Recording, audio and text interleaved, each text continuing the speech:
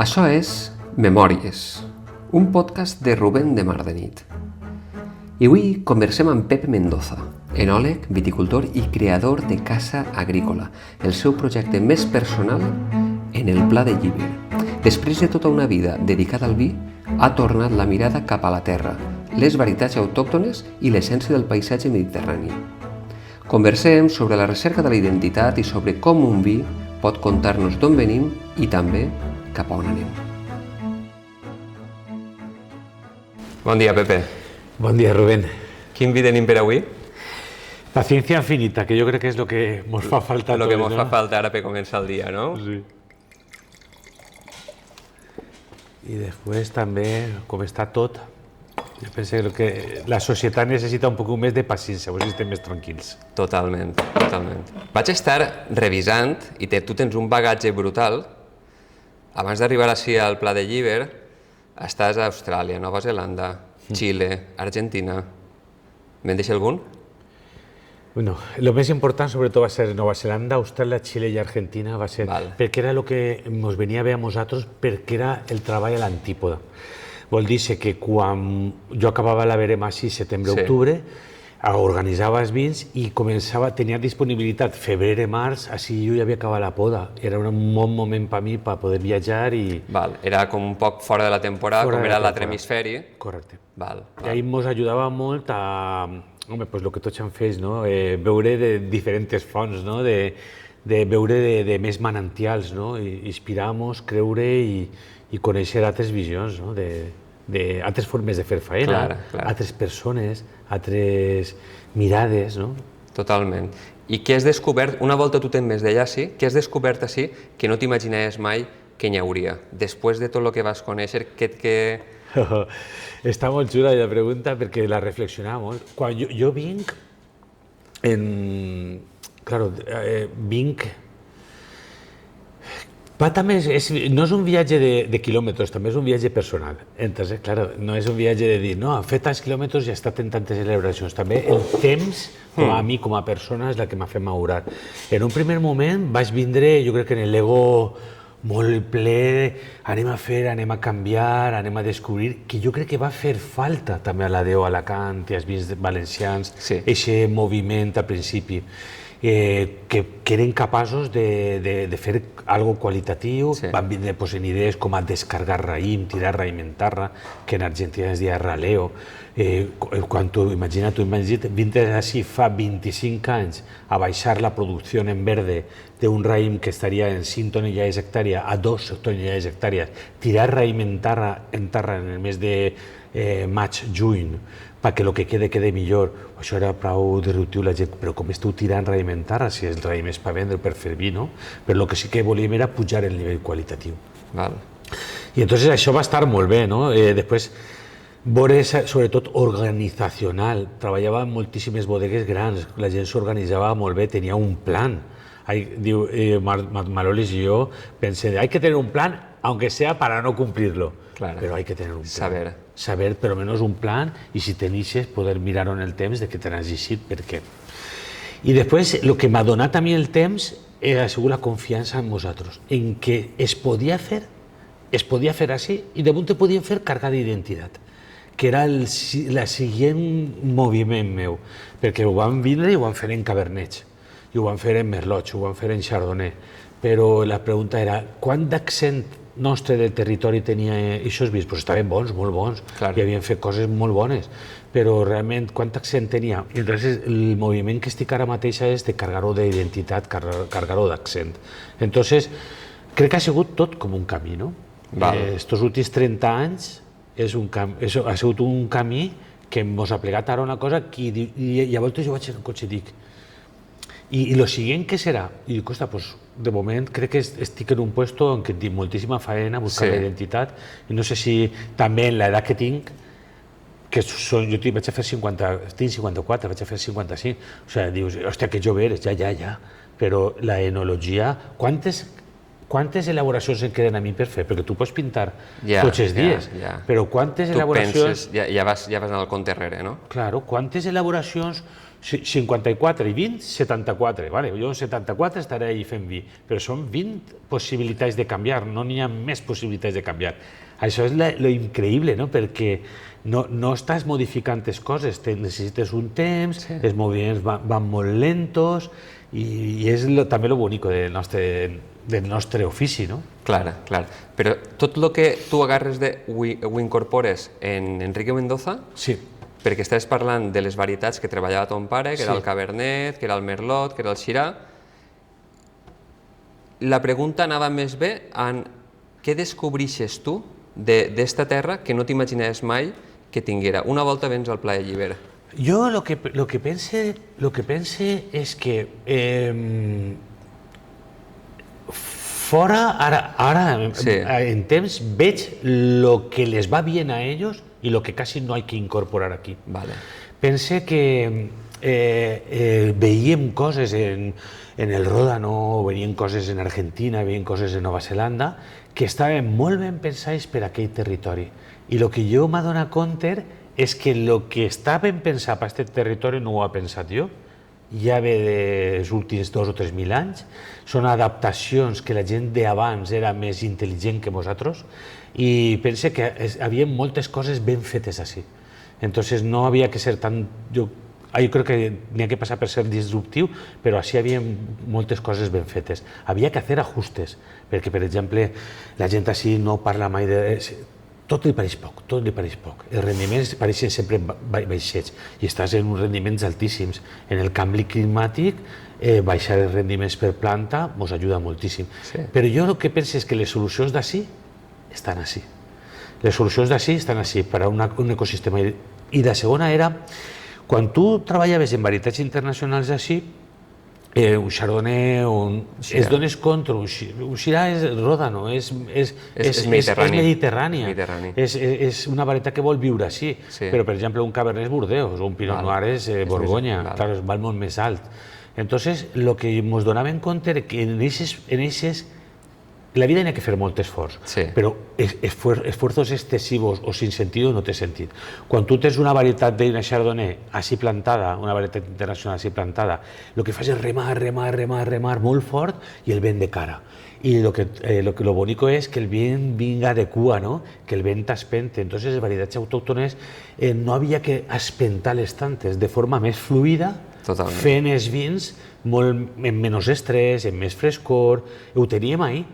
Entonces, vindre una varietat de fora, incorporar-la així, per a després fer un hiperesforç per poder fer algo bonico, mentre perquè no dediquem aquest esforç a altres coses quan les varietats d'ací volen viure així i estan molt més còmodes. S'expressen naturalment. Possiblement estem més intoxicats que fa 2.000 anys, perquè per això mateixa podria fluir la gent en el que estava plantant. Ara mateix tenim molta informació de fora i això ens fa que, per el que has dit de la intel·ligència, que aquesta gent de fa 2.000 anys tenia més intel·ligència que nosaltres, intel·ligència de l'espiritual, de la connexió amb la terra.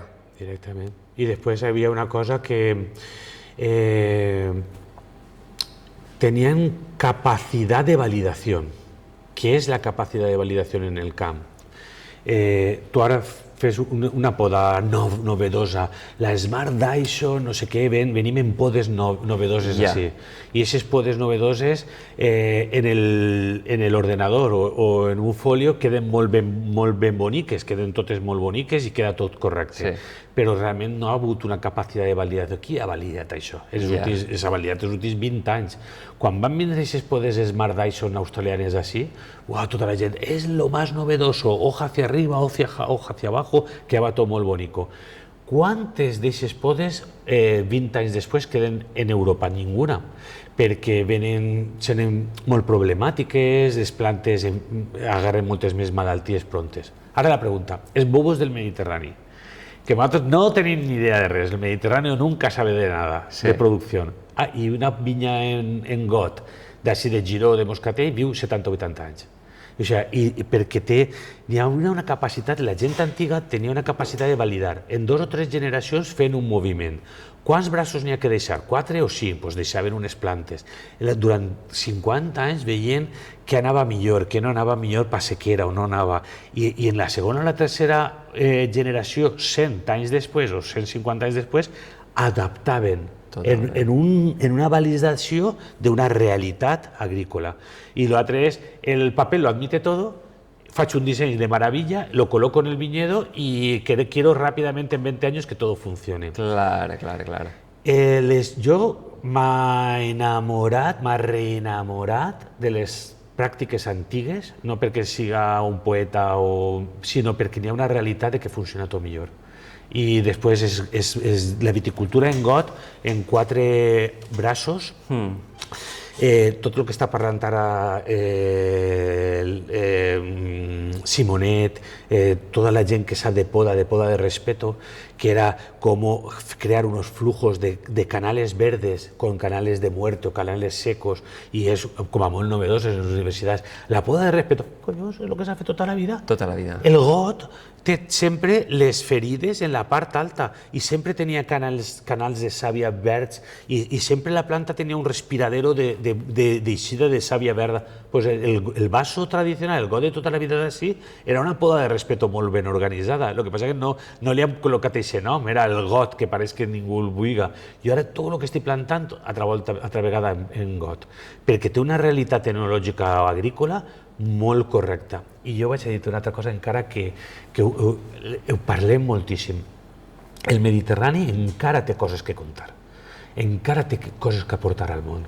Pel canvi climàtic, a veure, jo soc d'Alfàs, tota la vida en ma casa havia un aljub, mi abuelo bevia del pou, en ma casa dins del poble mon pare va fer un aljub de 5.000 litres per si algun dia ens faltava l'aulla, perquè l'aulla se l'emportava a Benidorm i obries l'aixeta i no havia aigua. Han viscut una forma d'ahorro d'aigua dins de l'ADN nostre. Jo no puc veure un grif obert més de 3 segons. Adaptat a l'entorn. La realitat és la que és i tu t'adaptes, no? A mi m'agarra una malaltia veure el grif obert. M'agarra un mal. Sempre tancar. Bueno, doncs pel canvi climàtic, qui té que explicar al món el canvi climàtic? Pues que és que ja portem igual 1.000 anys sabent que n'hi ha cicles, que n'hi ha oles de calor, que n'hi ha... O sigui, tu vas explicar-nos un canvi climàtic, un sueco o un anglès, que sempre li plou totes les setmanes un poquet d'aigua. Són realitats totalment distintes. Les densitats, per exemple, qui ha de patir més el canvi climàtic? Tots els països nòrdics, Noruega, Dinamarca, Suècia, perquè ells no saben el que és 4 mesos sense ploure. Alemanya, ara que s'han mort, en 40 graus s'han mort no sé quantes persones. No estan preparats. Claro, mira els techos així com són, perquè el calor estigui a la part alta. Tenim un coneixement que ve d'antic, però vaig acabar de dir-te el que portava en el cap, perquè és superbonico.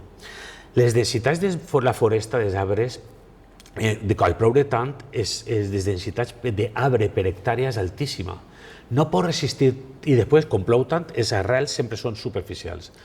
No pot resistir 4 mesos sense ploure. El Mediterrani, una arbreta així, una carrasqueta així, un pinet així, un xiprés, un garrofer, tot està en menys densitat per hectàrea.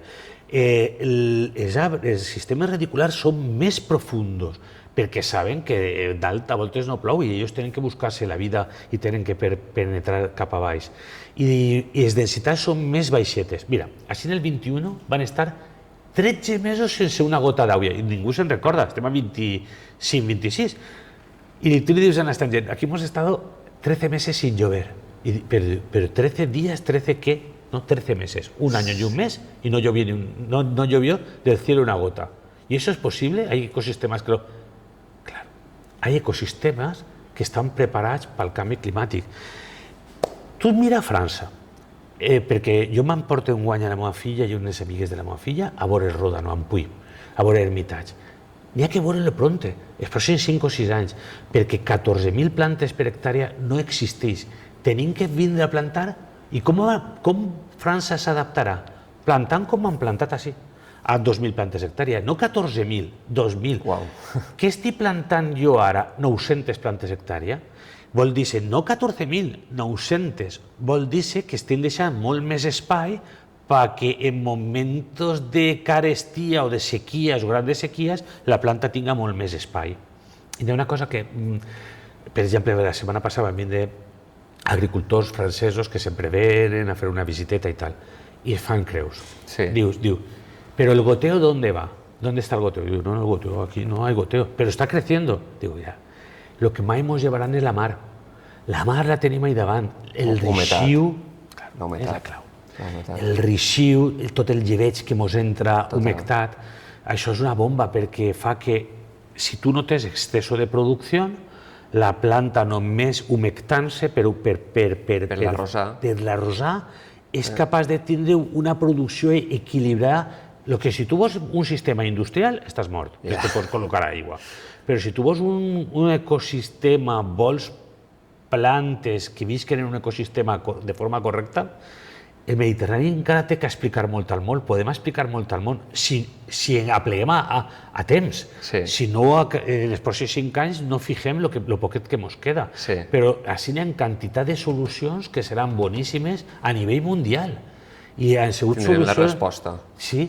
En el món estan tot el món col·locant sensors, com reparteixen l'aigua, com col·loquen... Però no s'han fet la pregunta que es pot cultivar a secà. Es poden fer meles en secà, es pot fer garrofes en secà, es pot fer olivera en secà, es pot fer vinya en secà. És el que estem intentant explicar al món, no? De dir, i a part, el territori està perdent-se, cada volta n'hi ha més bancals perduts. La segona és, aquests bancals perduts, n'hi ha que fijar-los. Per què adaptem el sistema Espaldera, 3.500 plantes hectàrea, fils, que a part és un impacte brutal per la vista, fils i postes, i per què han adaptat el sistema produzco a tope en una porció pequeña del territori? Per què no produïm de forma més espauet, més sostenible, ocupant més territori? Si territori en tenim de sobre. Si territori, el que n'hi ha que fijar-lo. Si territori tenim...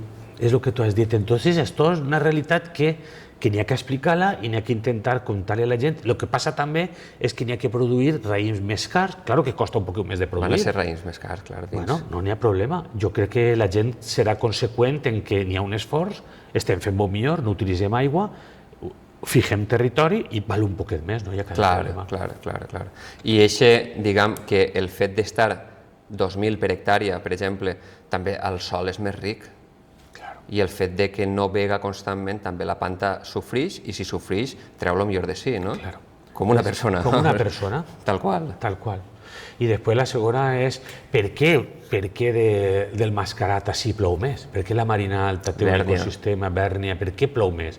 Perquè n'hi ha un ecosistema encara, un bosc antigu. Claro, cada volta en queda menys, però n'hi ha un ecosistema de vinya, de melers, d'arbres, de tal, que allí ja ho van destruir. Allò era esto. Sí. Però n'hi ha que intentar preservar-ho, no? N'hi ha que fer una lluita activa de que lo d'ací es consumisquen productes d'ací per a que no es deteriori lo d'ací. Que no siga un màrqueting superficial i ja està. Que la gent entenga d'arrel que el consumir és lo natural, és com el que estaves dient. Fa 2.000 anys ja es feien les coses d'una manera. Si les transformem, no estem adaptats a això. Mentre milions d'anys han funcionat d'una manera... Diu la gent, és que, claro, i per què tenen que ser més barats? Ostres, a mi les barriques costen vindre des de França o de tal. Un tècnic que ve un equip de fred el tinc que dur des de Burdeos. O sigui, no poden ser més barats. El que sí que podem és fer-ho bé. I el que sí que podem fer és vins plens d'identitat, a tope d'ADN, i fer vins únics, que la Marina Alta o Alacant, la Déu Alacant, diga, ostres, estos tios, al no haver-se industrialitzat, perquè el món va industrialitzar-se. Totalment. Estos són reservoris encara de coses autèntiques. I el futur del vi és, tot el món farà vi en 5 o 6 varietats. Xina farà, Xina té Cabernet Merlot, Pinot Noir, Chardonnay, Sauvignon Blanc, 5 varietats. Encara és el major productor del món.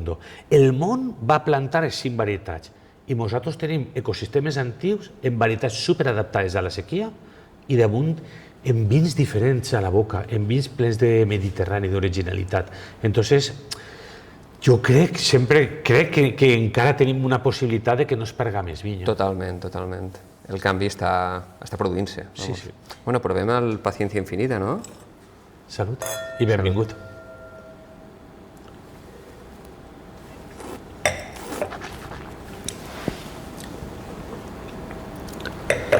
Espectacular.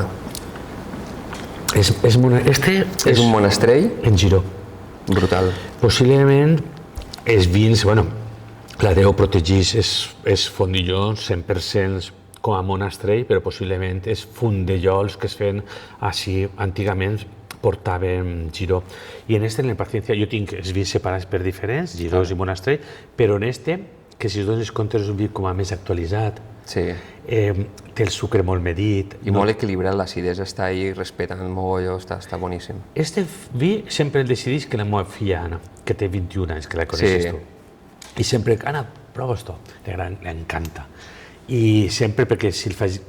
Crec que és un punt de sucre perquè tinc barriques més dolces, tinc barriques més eixutes, més seques, i sempre encontrem un equilibri actualitzat. Este vi té 40 grames de sucre, té moltíssima harmonia, i llavors la mescla d'aixòs tonells amb més sucre i menys ho decidim en una persona jove, que sempre em dona aquesta visió... Una visió més actualitzada del producte. dels gustos, també. I jo estic fent fondillons que iran al mercat d'ací 8 o 10 anys. O sigui, que coses que estan eixint, que seran clàssiques i conforme al cànon. Exacte. Però esto és una forma de a gent jove... Dir-li el vi dolç no és el vi dolç que tu t'imagines, pot ser així també. Pot ser així també. Molt bé. I les varietats autòctones, més enllà de parlar del territori, d'adaptar-se millor a les circumstàncies, què podrien dir que aporten? Jo, sobretot, és que són varietats que, la primera, no s'estressen. Al no estressar-se tant, aquestes varietats el que fan és que tinguin més frescor, són un poc més reactives en boca. Després, sobretot, en el món global, que és cada volta més avorrit, tant en moda, en tot, en gustos, en lo que mires, en dissenys arquitectònics, és que en lo que estàs mirant en la roba es posa de moda i tot el món va a lo mismo. Les varietats autòctones estan parlant d'altres coses i sobretot són varietats que es carguen superbé de Mediterrani. Este vi t'aporta aquest punt com balsàmic, de lavanda, de pi, i sempre té coses que parlen, úniques que parlen d'un territori, d'un espai xicotet. En el món global, al final aplegues un moment que tu no saps el vi d'on és. Pot ser un chardonnay, pot ser de Mersol, també pot ser de Barossa, pot ser un chardonnay de Guartallarí, pero al final es el mismo estilo de piña, la parte de la barrica, la parte crema, tal, salvo los grandes de Borgoña que tienen ese punto mineral, todo lo demás son copies de una y perds la identitat, no saps en el món on estàs. En les varietats autòctones te col·loques en el Mediterráneo y ya, por ejemplo, en la Giró te colocas ya sobre suelos arcillofèrricos, la parte esa sanguínea fèrrica. Fa que tu baixes més a la part de... A mi em recorda molt tot el que estàs comentant, el procés de l'artista, de com es configuren les obres i del teu estat quan t'has d'estar creant, que el que has dit tot el rato, tu ara mateix fluixes. Jo penso que això és l'estat natural. Quan un creador el que té que fer és fluir entre l'energia que ve d'un lloc i va a un altre lloc. Hi ha un procés que jo també m'he viscut com a artista, que és el voler controlar. I ahir ha començat l'error, no? Quan un quadre, quan estava pintant o quan estava creant alguna cosa, dir, vale, esta me la sé, li col·loques això així i veuràs tu com queda, aquest quadre està mort. No sé si t'ha passat alguna cosa així. Sí. I quanta obra portes tu en marxa? Al mateix temps? Depèn de temporades, però moltes voltes hi ha moltes que començo a fer-les i dic, no, ara no, li pegue la volta al quadre i el deixo reposar. I hi ha voltes que em porta moltes a la volta i hi ha voltes que fluix, però moltes voltes cada una els requereix un temps. Mira, molt connectat també a mi. Hi ha moments que bulle, hi ha moments d'espera, hi ha moments que ja es diga el que vol. I quan dones per acabat una obra? Aquesta pregunta és complicat perquè també depèn del teu estat, de com estigues, però no té una resposta clara perquè ho veus en el moment, ho sents, i hi ha voltes que te'n passes de frenar, com estava dient-te, que el penses que eres molt listo i intentes controlar-ho tant que mates l'obra. Eixe control. Jo la meva obra és molt intuïtiva, per això que tot el que estàs dient a mi em ressona molt pel poder de la intuïció dins de lo que és la creació. Sí, son disciplinas que claro, como mueves emociones también, porque el vi crea... Una cosa es el vi industrial, Sí. que sigue unos patrones para hacer el vino que la gente quiere beber. Entonces es unas recetas que con una uva, una receta colocada te da ese producto, y eso es la industria, ¿no? Sí. Y ahí desmaneges molt poquet i vas, luego de bodega grande. Plenitud per a que arriben molts tastos. I nosaltres ara mateix és com a... Tinc molta obra arrancada i ara mateix un poc, crec que comença a tenir la madurez personal perquè n'hi hagi obres que no estiguen acabades. I per què n'hi ha que acabar-ho tot? O sigui, jo tinc coses clavades en barriques que igual necessitaran 20 o 30 anys. Això ho veuré jo. Pues no sé si ho veuré jo, però sí que soc capaç de crear-la i crear aquests passos i alguien que siga. Jo, en la vinya, he tingut que assimilar visions d'altres persones, d'una persona que tenia una visió en un cert moment, que ha fet unes coses en la vinya que jo després he tingut que interpretar. Bueno, pues també del que estic plantant jo habrán errores, claro, y se verán en el tiempo. Y de esas personas que sigan ese legado, pues tindran que encontrar les solucions. Però sí que és veritat que ara m'encontré que sóc capaç de tindre molta obra en marxa. Al mateix temps. I estar tranquil. I estar tranquil. Sí, estar tranquil. Perquè estàs connectat amb el que estàs fent. Es deixa pujar, es deixa observar. N'hi han vist que em diuen ara que embotellam, es demanen embotellam. Tu ja ho sents que estan dient embotellam ja? Sí, embotella'm ja perquè ja no vaig a donar més. O n'hi ha vins, i després me'n passa el que a tu, que a voltes ha hagut, sobretot fa uns anys, coses que tenia boniques que ja estaven bé. I has volgut. I ha volgut seguir adornant-lo, seguir darle, i crec que és massa barroco, se ve demasiado mi mano. Després no t'identifiques realment en això, creus que te n'has passat. I tu has tingut així alguna formació, alguna persona, algun llibre que el canviara el paradigma, que el portara on estàs ara, que realment el canviara la manera de pensar? A mi m'agrada molt veure de moltes persones i crec que de totes se aprende muchísimo. M'agrada la gent que duda. Ahí és donde... I la gent que fa dudar. Sí. Quan ho tenim molt clar, i jo lo hago... Dius, ui... Yo ya no, esa persona que lo tengo todo tan claro, yo digo, la vida no es todo tan claro, la vida... Claro. Y después la gent que em fa dudar és la gent que em fa evolucionar, em fa pensar... Lo que passa que sí, poquet a poquet anem encontrant les ferramentes per a expressar territori i lugar. Esos viñedos, con mi tranquilidad, sé que puedo dar territorio, lugar e identitat. Ahí estic encontrant ja la xicotigua connexió. Saps el punt que t'has d'arribar i pel camí vas trobant en coses que van qüestionant-te, que van... Y después la segunda es, el vino visionado al final, que tú visiones al final, no tiene nada perquè tu penses que esa viña podria donar ese sentit i la darà o no la darà. Y después, igual no la da ese año, perquè ha sigut més cálido, t'has d'esperar l'any siguiente. La perseverancia en el món del vino pensé que t'ajuda moltíssim. Y la segunda, el aterrizaje, ¿no? De bajar tocando suelo, de que en cualquier momento, no sé, que no puedes manipularlo todo. Ja. I sí, és tal qual. Alguna persona, i ara mateix tornant a alguna persona en la que no estigui, algun personatge històric, val? Que hagis estudiat, que hagis admirat i que t'agradaria tindre al teu costat per poder compartir un dels teus vins. Pensa en algú... Jo què sé, m'agradaria...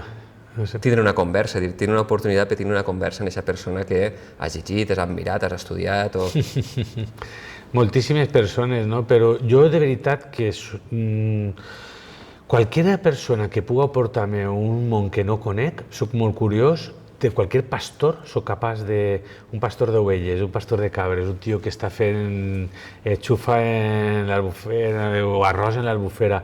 No sé, soc una persona que soc capaç de veure de muchas fuentes de muchos niveles, ¿no? Ya. Ahí que tinga algo que aportar-me, més que una persona en concreto d'un nivell cultural exacto, que segur que ho faria, però n'hi ha moltíssima persona de la que soc capaç d'aprendre. De qualsevol persona n'hi ha algo que puc aportar-me. Eres una esponja.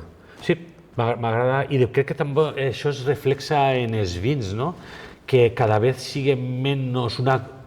son menos estilo, menos de una corriente y más de una naturalidad de un lugar. Menos rígidos, no? Sí. Menos rígids i més naturals. Sí, més naturals. Tot el que estem parlant. Y sobre todo, lo importante no soy yo ni el estilo, lo importante es, si n'hi ha un detalle d'eixa vinya que pot passar al vi, jo ja estic content.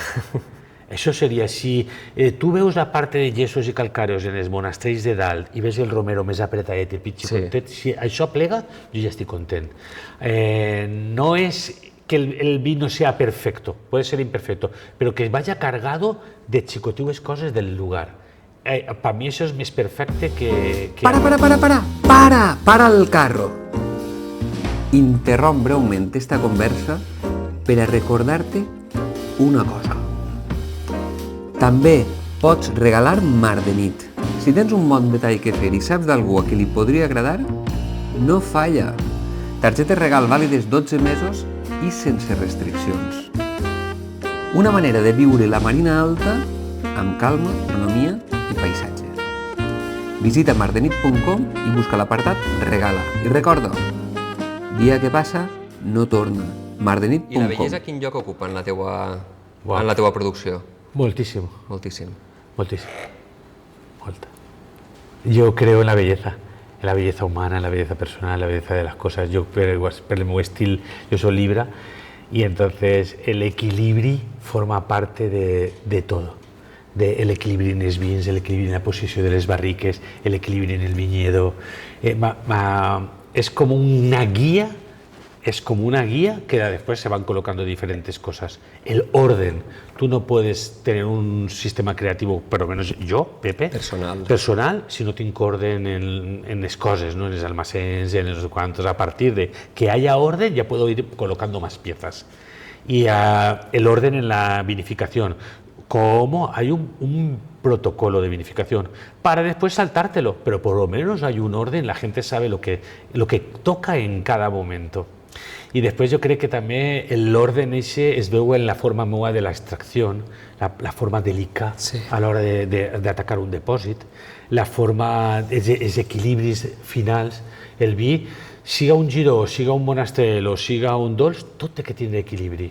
I l'equilibri se siente, se percibe i també se mide, que en la pintura, per exemple, quan vosaltres feu en arquitectura, en escultura, las formaciones humanas, como la proporción de la armonía del cuerpo en la cara, de los ojos, con la nariz, con las orejas, todos esos cuerpos que vienen de Grecia, todo era armónico, esa escultura era armónica. En els vins igual, perquè els vins també tenen... ¿Cómo se mide el equilibrio en un vino? Pues se mide porque los grandes vinos del mundo tienen siempre ratio, que sería para nosotros la clave, sería ratio 4, 1-4. Entonces sería 1 de antociano y 4 de tanino. Siga Pinot, siga Giro, siga tal. Los vinos en 4 de ratio, de antociano-tanino, son armónicos. Entonces, si es quedes en 2, el vi queda como molt fluix en boca, y si estás en 6, demasiado robusto. Massa pesat. Correcto. Entonces, yo sigo la armonía porque usé, porque tengo esa sensibilidad en boca, pero también en numerología. O sea, ya no me fío de mí mismo. Soy capaz de, al día antes de abans de prensar un tanque, pasarlo por espectrofotometría y mirar la armonía.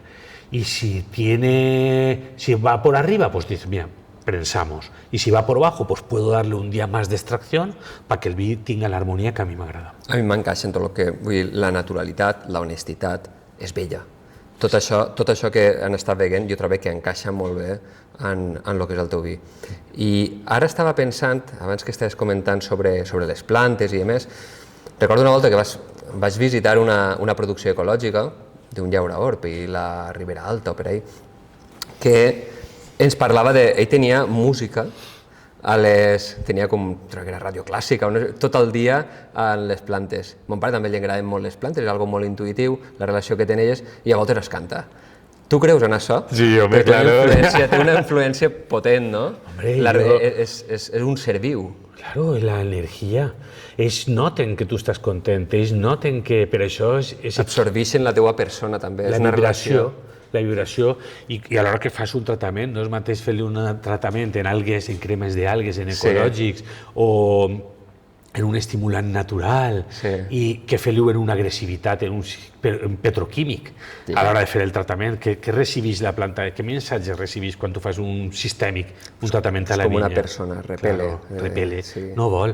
I després, jo sí que creo, i va en la meva personalitat, en lo de los equipos humanos també. Pagar molt bé a la gent que vine a vendimiar-te, a tots els col·laboradors. Perquè l'energia que hi ha al lloc siga bona. Ells estan recompensats humanament, ells es veuen il·lusionats per fer aquesta faena, ells arrepleguen el raïm en una alegria, veus els xicones cantant de bon matí, i reggaeton, pues reggaeton, el que els agrada, però es veus en una alegria de que van a guanyar-se el jornal dignament a un puesto on es mirem a la cara.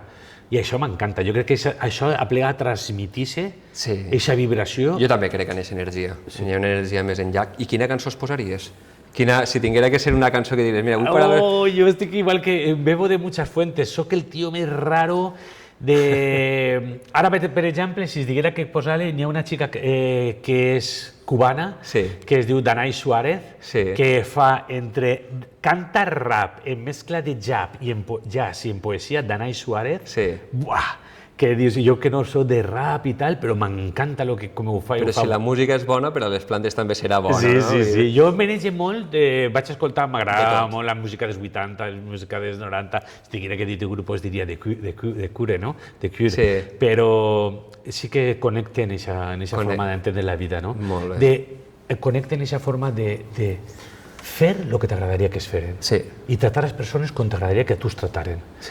Que no passarà, vale, però tu en aquesta acció. Que si es fallen, pues ja es fallaran ells i no passa nada. Però nosaltres no podem canviar aquesta vibració. Saps què vull dir? Tenim que crear d'aquesta forma i, sobretot, tratar com te gustaría que te tratasen. Total. Això m'agrada molt. És un poc el lema de la bodega, no?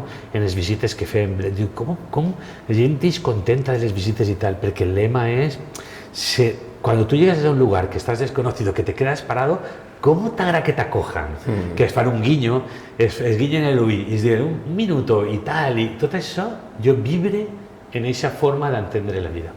I en quant a lectures, algunes lectures que t'hagin influenciat, que t'hagin marcat? De enologia leo muchísimo. Sí, de molt variat. Ara estic llegint un llibre que és de Novel Roth, que es diu ¿Quién mató a la Romané Conti?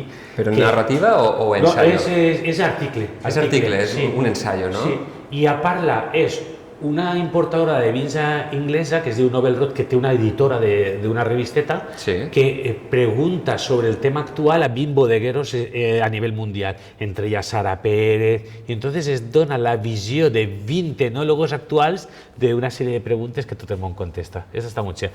I després, jo què sé, una narrativa que m'agrada molt, esta històrica tal, per exemple, tenim una escritora així que n'hi ha que donar la importància, que és Eva Asensio, que és d'Alacant, que fa una novel·la històrica també superxula, molt currada, amb molta tècnica i molt profunda, que m'agrada. Ara estic llegint coses, per exemple, d'un xavalet així de la Marina Alta, que escriu sobre Alzarac, la muntanya azul, és un xavalet d'Alcoi.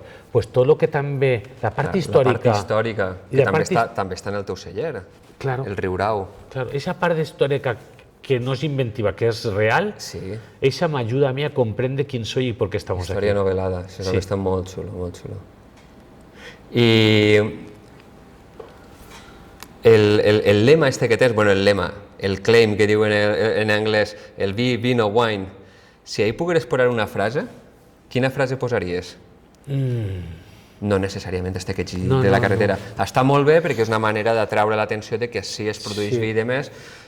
Tens alguna frase així que... La que més em ressona ara mateixa és en la búsqueda de la identitat, no? Esa és la realment... podem netejar la enologia, podem treballar cada volta més nets perquè els detalls d'aquesta vinya, d'aquest ecosistema, d'aquest clima, d'aquesta anyada es vegen, però además sin ningún tipo de problema. ¿Sabes qué vull dir? Antes, jo crec que a mi m'ha passat una cosa. Antes, quan deixem a vendre els vins fa 20-25 anys als mercats internacionals als Estats Units, jo vaig passar un moment que t'ajuntaves en moltíssimes bodegues de tot el món importantíssims i mos veiem menors, i mos veiem xicotius. I pareixia que si els vins teus tenien Mediterrani i Garriga, com no tenien esos barricazos tan importantes que eren vinos menores. I ara es dic jo. No. Tu estàs fent industrial, tu estàs fent estilo, és que el Mediterrani és el que està ara mateix carregat d'identitat, però ja no és altres soles, sinó Alacant, el sud de València, Jumilla, així n'hi ha 20 elaboradors ara mateix que estem treballant en intentant transmitir territori. Ara, per exemple, que un vi tinga balsàmic, o tinga Garriga, o tinga Romero, o tinga Tomillo, o Farigola, a mi és el que em plena. Totalment, perquè sé que és algo únic que poden donar aquestes terres i tenim algo únic que mostrar al món. Exacte. Entonces, en busca de la identitat. En busca de la identitat. Molt xulo. Jo crec que, no és una frase meva, la vaig escoltar, però per a ser internacional hay que ser local. Claro. I una cosa, ho vaig sentir a algú i jo dic, ostres, és veritat, la capacitat de sorprender al mundo passa perquè mostren coses que són úniques És el camí de tornar perquè en un principi tot era local i han arribat a un punt que també quan viatges tot és igual. Viatges on viatges, les ciutats cada volta són totes més iguals, no? I jo trobo que el camí que estàs fent és el que tendirem a fer, el de tornar a casa per a valorar tot el que tenim cada un, no? I la sort nostra és que la Marina Alta és espectacular i molt rica en quant a tot, a paisatge, gastronomia, és una locura. Tenim un trosset així. És un caramelet. Que és un caramelet, n'hi ha que cuidar-lo a tope i després n'hi ha que transmitir esto, no? Perquè comunicar conforme toca, transmitir-ho. Sí, i un poc de militància. Sí. De creu-me-lo més i de veure que en Catalunya ho han sabut fer, a Priorat ho han sabut fer, aquesta identitat, han buscat la identitat, han buscat les veritats autòntiques, s'ho han cregut i ho han militat. Doncs això jo crec que forma part de la societat, aquest missatge que podríem fer, de buscar la tomaca d'ací, el meló d'ací, les carxofes de la Vega Baja. És que tenim una varietat tan gran, perquè hi ha 3 jocs que vas, i sí, a tots els jocs n'hi ha coses típiques, però sí, pots fer un menú, pots fer una dieta d'una setmana, 2 setmanes, de provar coses tan diferents i tan... Tu què li recomanaries a un client que vinga a Mar de Nit? Que vinga un cap de setmana i vulgui empapar-se realment, que el que vulgui és viure una experiència. Què li diries que no es pot perdre en aquest cap de setmana? Jo la segona, que disfrute de la casa, que és molt bonica, i que disfrute de tu, perquè eres el gran guia, el gran gurú, perquè sobretot eres un tio d'alta sensibilitat que ens coneixes a tots i que també ens ajudaràs a que aquesta persona s'emporti una imatge autèntica de lo que tenim així. No vaja només a la platja i a les 4 cales que tot el món va, sinó tu eres una persona que eres capaç de portar-lo a puestos on diga, uau, i esto està així, de descobrir aquestes cosetes xicotiues que tenim. Entonces, Mar de Nit pot ser un potenciador i pot ser un puesto que es descansa molt bé, el puesto, vamos, el hotelet és una meravella, el que és molt cuidat i tal, però tu com a dinamitzador de la zona, si t'escolten, vas a plenar-los aquest fin de setmana o aquesta setmaneta de coses molt autèntiques, s'emportaran.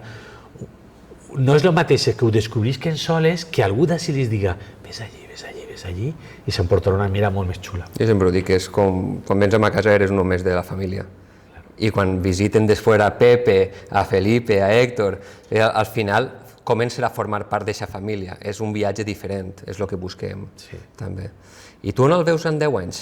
On veus Casa Agrícola Pepe Mendoza en 10 anys? Més varietats, més producció... Per on tiraria el futur? Més producció no. Han comprat ara un projecte xicotiu en l'Alto Vinalopó, entre Villena i Caudete. no per fer més vi, sinó per estar més còmodes. Perquè sí, jo li poso molta il·lusió i li porto molt de ganes a tot, però joder, estic incòmode. El raïm encaixes per l'esprà, per la nit el transport així, el fermentem així. Ara necessito treballar, ja que m'ho puc permetre, en espai, un poc més còmode. I sobretot perquè així estem treballant molt bé en moscatells, hi ha uns agricultors que tinc molt bons, que és Blas i Adrián, en el moscatell d'ací Trepadé que tinc plantat i Giró, però allí dalt encara tinc feina per fer. Allí dalt en el Vinalopó, estem parlant.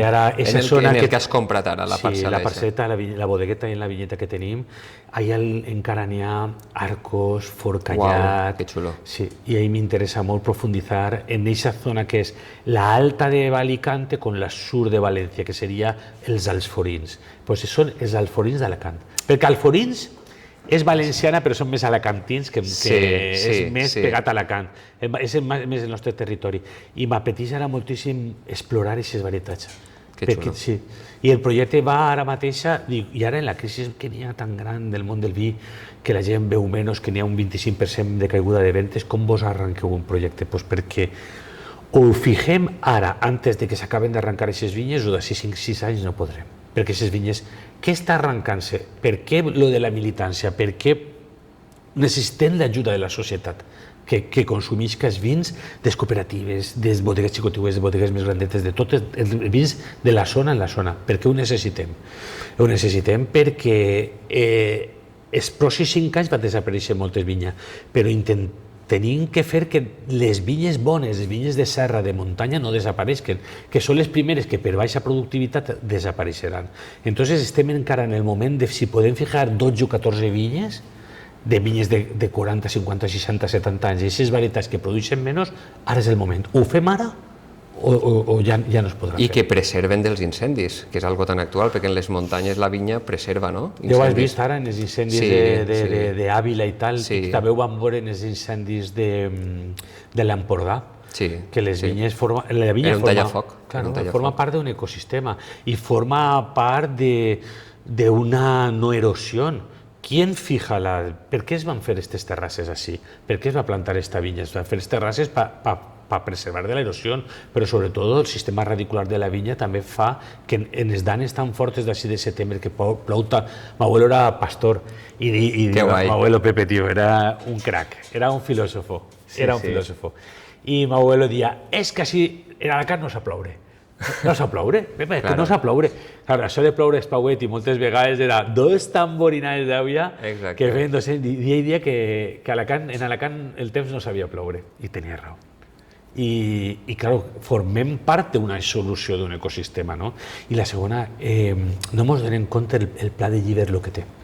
El Pla de Llíber té una identitat única encara. Serà l'últim gran reservori de la província d'Alacant. Tu ara vas a Monòvar, Pinós, que ho conec molt bé, Villena, i vas a encontrar vinyetes rodejades de plaques solars i rodejades de territori abandonat. Però quan t'entres així, que fas el collao i entres dins del Pla de Llíber, és un oasis. És una emoció total. No podem fer, tenim que fer que això vagi més, que la cooperativa vagi més, que tot vagi més, perquè no es perga més vinya. Perquè de veritat és que és algo únic, al costat de Benidorm, al costat de Calp, al costat de tal, en comptes, un paraís, un ecosistema que és increïble. I la segona és, la província d'Alacant, el que ha passat a la mar, ja ha passat. Això ja està destruït, o és el que té que ser, no podem ja queixar-nos perquè forma part de la identitat, però el bo és que tot el colp el porta a la mar, la costa i davant, però només es fas a 4-5 quilòmetres darrere, passes de Senitja per així, encontres ja encara algo pur, i és per lo que n'hi ha que preservar-ho, és per lo que tenim que lluitar perquè no acabi de deteriorant-se. La gent total vol viure ahí, doncs perfecte, però Alacant és la segona o tercera província més muntanya d'Espanya.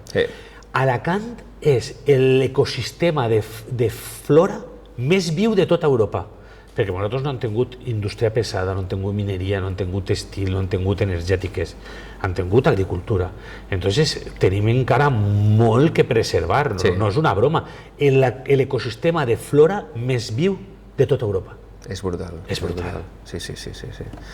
I una cosa que jo sempre destaque molt de tu és la teua generositat que també s'imprimeix quan estàs en els jocs, així mateix a la cooperativa de Xaló. Me'n recordo una visita que parlaves de que hi havia que ensenyar als agricultors en Viver també, crec que he sentit, rectifica'm si no, que els has ajudat a ells, que han tirat avant la cooperativa, a Héctor, a tots els companys. De tot això, de tota aquesta experiència de generositat, d'ajudar els companys a fer eixe vi en el que creus, què t'endús darrere? Bueno, yo no me nutro siempre yo más, guanyo yo más siempre. Entonces, jo què sé, poder relacionar-te amb altres persones, poder fer que tots cresquem, esto no és una solució de que a uno le vaya bien, No, està clar. Esto és una solució de que mos vaya bé a molts, Un ecosistema no el salva una persona, que un projecte tinga... No, una credibilitat s'alça en una zona quan són 10 o 12 bodegues fent tots molt bé, i cada uno con su identidad, con su forma de ver las cosas, i con sus viñas que són diferents, mai podrem fer el mateix vi, perquè cada uno té la seva pròpia identitat. Després, les cooperatives, que sempre se les castiga un poc, no? És que és cooperativa... Com? Escolta, que tu en els 60 on estaves? Exacte. Tu on estaves? Qui va a salvar el patrimoni, qui va a poder agrupar... És que n'hi ha que saber ser, per lo menos, realista, no, de les coses. Qui ens ha aguantat este patrimoni ara en el 26 va ser les cooperatives que en els anys 60, 70, 80 es van agrupar, i a l'agrupar-se van poder mantenir un patrimoni. Mantenir-ho. I després, per exemple, m'agrada moltíssim, en les assessories ajudem a moltíssima gent, però en lo de Viver és que és un bon És un projecte xulíssim. És un bon monet, lo de treballar en ells, que en Fernando, en Cati, en Paco, és que és una meravella, perquè no és un greenwashing, és gent que és lluitadora. No, ho creuen, ells aposten per això. El trobes oposició dins de la cooperativa? No. Remen tots a una, sí. Això és bonic. Jo sincerament, perquè la cooperativa té la part oleica, que fan uns millors olis del País Valencià, que és el Viver, de la llàgrima de Viver, que després porten des de les nueces, les cerezas i el que és l'alúvia del confit, la fava del confit, i després portem la part enològica. La part enològica venia com a deteriorada internacionals i cabernets, l'estem canviant totalment en l'ajuda, per exemple, de Jaume el biòleg, que és una bomba. Entonces estem recuperant 3 varietats autòctones que ja han fet 3 vins importantíssims. Un es diu la Morenillo, la Pampolat i la Mondragón. Són varietats que havien allí en aquell lloquet. I estem fent-ho en xicotiu. Del Pampolat hem fet 300 botelles, del Mondragón hem fet 600. O sea, esto no vale, no hablamos de millones de botellas, vale de una recuperación y de que no se pierda, i poquet a poquet anirem creixent. Però és gent que ho fa molt bé i m'encontré molt a gust fent feina en ells, molt currantes. Parla bé tu, perquè també tens aquesta labor també pedagògica, no? Jo també ho veig en els teus equips, que delegues molt bé a tot l'equip i es nota aquesta harmonia que parles antes quan treballen en el camp, no? Bueno, esa es la cosa. Nosaltres vam Eso es muy importante. Sí, yo uso aunque me equivoque, aunque la gente a veces te defrauda y tal, pero da igual, son ells. Son persones. Son persones y no hi ha problema. No hay que cambiar la dinámica positivista o creadora de la cosa. Un ecosistema, van començar a fer així viticultura by the pop, i van començar a fer reunionetes així, que després s'han fet en Llíber, en la Casa de la Cultura de Llíber, s'han fet en Xaló també, i és un ecosistema el canvien entre tots. Entonces jo vaig ser el primer a col·locar així feromona, perquè no usé, estic en ecològic, vaig a certificar-me, però sempre he fet agricultura ecològica. I van col·locar feromona. Entonces a mi em va anar molt bé. Els confusors de difusió sexual es van col·locar en les 12 hectàrees de Vargues i poquet a poquet ho van transmitir a la gent de la cooperativa de Xaló, i tot el vall ara mateix està en confusió sexual. I estem sense... Jo tinc un somni, que allà davant al Collao posara Valle libre de pesticidas o Valle 100% agricultura ecológica. Això ja seria un títol nobiliari per a la comarca, que la gent que està entrant així sàpiga que estem cuidant-ho d'una forma bonica pel futur. I per això és important que la gent comprenga les coses, se ho digerisca, vegi que no és més car, que es pot fer, que és possible. Confia, que crega. Correcte. I van començar primer 12 hectàrees, després 50 hectàrees, i ara mateix tot el pla està en confusió sexual. Hòstia, doncs, sense donar-te compte, vas fent xicotius canvis En l'exemple i també que ells es senten part d'aquesta idea. Sí, i és entre tots ho farem. Clar. I tu la Marina Alta on la veus en 10 anys? Ui, ja per acabar. On la veig, on la voldria veure. Eso es la cosa, ¿no? ¿Dónde la veo y dónde la quisiera ver? Les dos. Home, jo la veig que crec que la gent tindria que sentir-se més orgullosa de lo que tenim, no abandonar la terra. Aquest orgull que jo vaig conèixer fa 20 anys, de que la gent al Pla de Llíber tenia 2 trossets i es cuidava, ara mateixa està tot la gent massa ocupada i estan abandonant directament. Aquesta segona generació i aquest abandono, i després la segona és yo qué sé, las luces y las estrellas y los brillos del dinero fácil de lo tecnològic, sí, o el sector inmobiliario. Exacto. Que dinero realmente rápido, fácil. Están esperando un pelotazo para generar. Pues jo crec que el que tindrien que, per la nostra part, és fer que esto valga més perquè no s'il·luminen tant, digues, hòsties, pues jo el bancalet encara em val la pena posar-ho més en valor, encara val la pena, aunque sigui llogar o contratar, perquè si quilo de raïm val 2 euros un quilo de moscatell, que és el que tindria que valdre, i nosaltres no queixamos directament, és el que vaig a pagar-ho cal, perquè aquesta gent no abandoni el territori.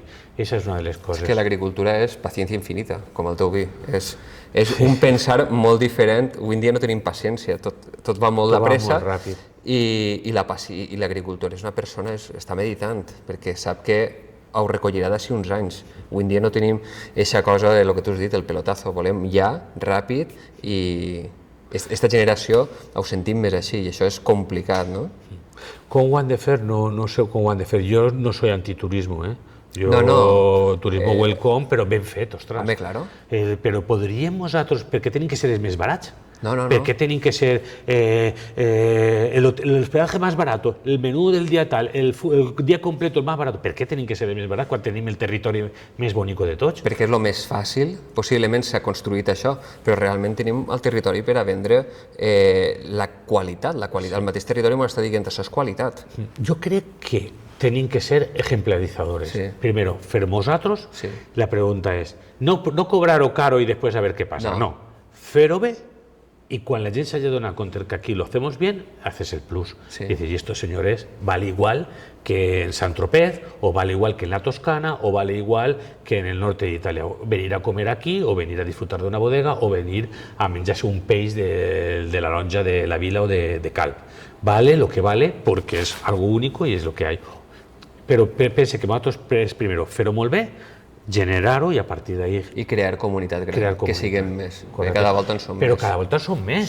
Sí. Cada volta jo crec que és més clar el camí que anem seguint, cada volta una majoria més gran. Sí. Jo penso que cada volta connectem més, tots, cada volta hi ha més gent, es veu, no?, en la gent que... el teu podcast, no?, que tota la gent té una mirada molt xula i en una visió de territori i de valor.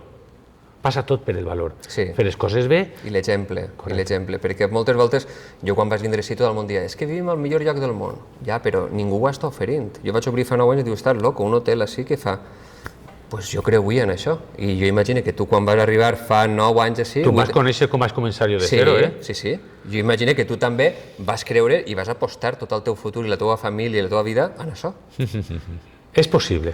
És possible. Molt bé. Pues jo crec que en això, i un brindis, conforme dius tu, por muchos vinos más. Por muchos vinos más. Gràcies. Gràcies, Rubén. Tot el que comença, acaba. I si has arribat fins ací, ens imaginem que este podcast t'ha agradat. Per això, et demanem una cosa molt senzilla. Segueix-nos, deixa'ns un m'agrada i comparteix este episodi amb eixa persona que creus que també el disfrutaria. Este podcast és una iniciativa patrocinada per l'Hotel Mardenit, rural i modern, a Ordo, al cor de la Marina Alta. I recordo, dia que passa, no torna. mardenit.com